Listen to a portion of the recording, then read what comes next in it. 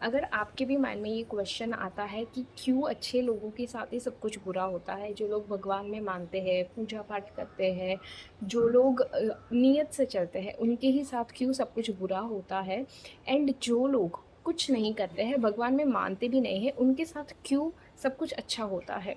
So actually ये जो question है, ये कल मेरे एक क्लाइंट ने मुझे पूछा था, और मैंने जो उनको एक्सप्लेन किया वही मैं आपको इस वीडियो में एक्सप्लेन करने वाली हूँ।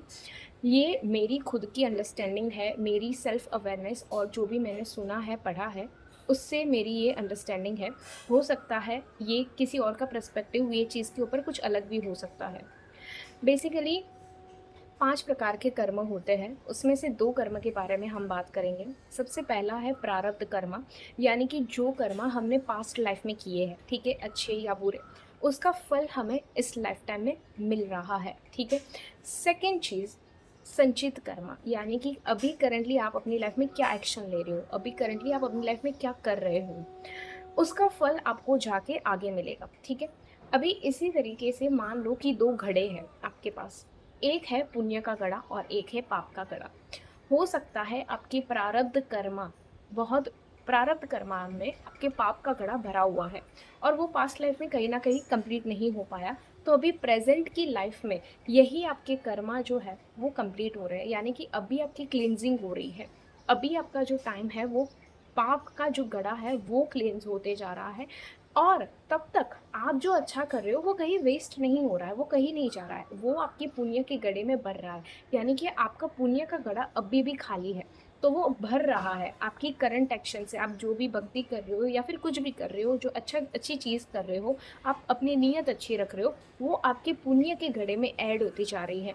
तो जैसे पुण्य का घड़ा आपका भर के बाहर नहीं आ जाता, तब तक आपको अपनी पुण्य के बेनिफिट्स नहीं देखने को मिलते हैं। एग्जाम्पल के लिए बताओ तो जैसे कि मान लो एक घड़ा है आपके पास, आप उसमें पानी भरते जा रहे हो, बट जब तक वो पानी पूरा नहीं भर जाता है, पूरा घड़ा नहीं भर जाता है, तब तक वो पानी ओवरफ्लो नहीं हो रहा है, ठीक है।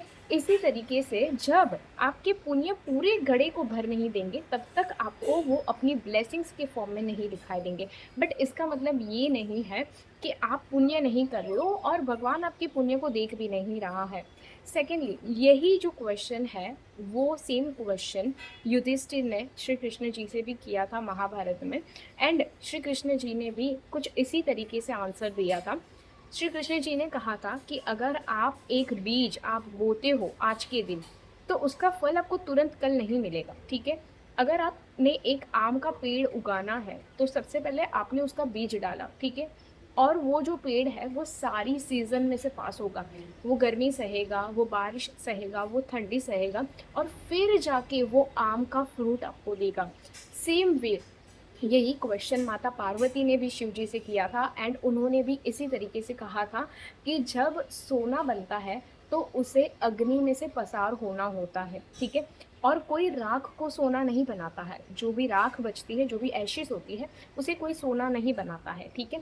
तो जब सोना बनता है तो उसे भरी मात्रा में अग्नि में से पास ऑन होना पड़ता है। सो यही क्वेश्चन जो है ना, वो बहुत सारे युगों से चलते आ रहे हैं, इन सभी को यही फील होता है कि भगवान हमारी तरफ नहीं दिख रहे हैं, या फिर भगवान के हम फेवरेट नहीं हैं।